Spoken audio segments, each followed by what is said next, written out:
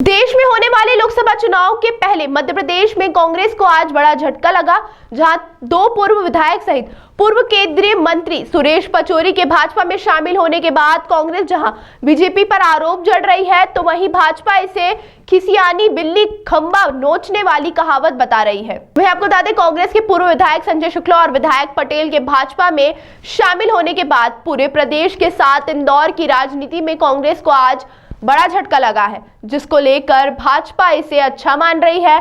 तो वहीं कांग्रेस नेता भाजपा पर हमलावर बने हुए हैं। भाजपा के प्रदेश प्रवक्ता गोविंद मालू ने कांग्रेस को लेकर कई तरह के तंज कसे और कहा कि खिसियानी बिल्ली खंबा नोचे वाले हाल कांग्रेस के बने हुए हैं। उन्होंने कहा कि भाजपा में जो नेता शामिल हो रहे हैं उनका स्वागत है, और जो कांग्रेस की रीति नीति से तंग आ गए हैं, जिनकी विचारधारा कांग्रेस से मेल नहीं खा रही है, वो भाजपा में शामिल हो रहे हैं।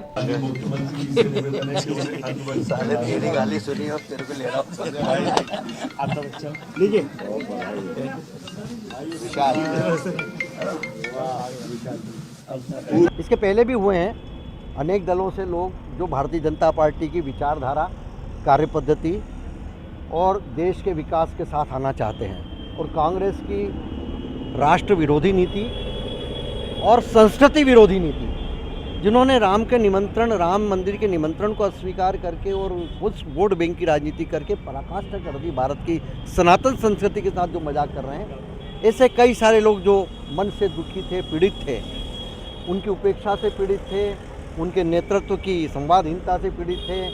वो जो विचार कांग्रेस का किसके ज़माने में रहा, उससे अलग हट गई कांग्रेस, तो वो लोग कांग्रेस ही नहीं, अन्य दलों के लोग भी भारतीय जनता पार्टी में हम एक सर्वग्राही, सर्वव्यापी, सर्वस्पर्शी भाजपा हमारी है।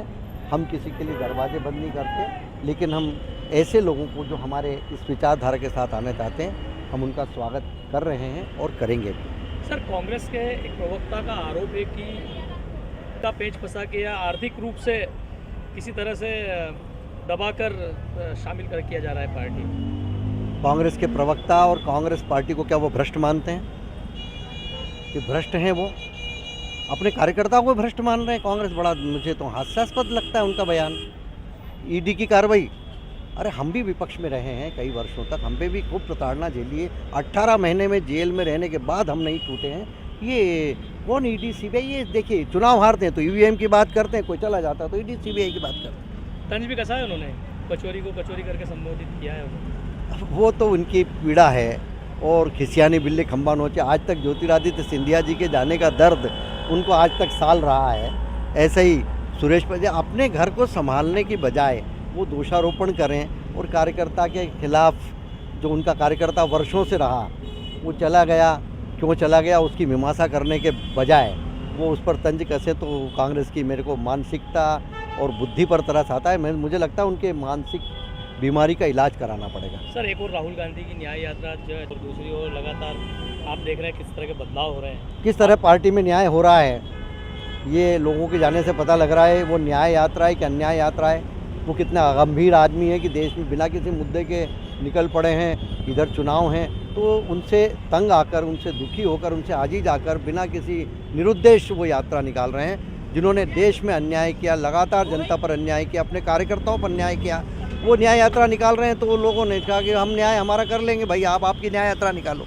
कांग्रेस प्रवक्ता का एक और आरोप है कि दरी बिछाने वाले जो कार्यकर्ता हैं बीजेपी में, अब उनकी अनसुनी होगी। उनको हमारी चिंता करने की जरूरत नहीं, अपनी पार्टी की चिंता करें। वो लोकसभा चुनाव टिकट का नाम घोषित नहीं हुआ, ना महिला। हमारे तो सबसे ज़्यादा नाम घोषित हुए हैं, और हमारे यहाँ तो एक व्यक्ति नाम घोषित थोड़ी करता है, पर पूरी चुनाव समिति है, उसमें केंद्रीय चुनाव समिति, प्रदेश चुनाव समिति, उसमें डिस्कशन होता है, उसमें विचार विमर्श होता है, जो श्रेष्ठ होता है उससे करते हैं। और चुनाव रणनीतिक मामला है, अभी तो चुनाव की घोषणा नहीं हुई भाई, हम तो सबसे आगे हैं अभी।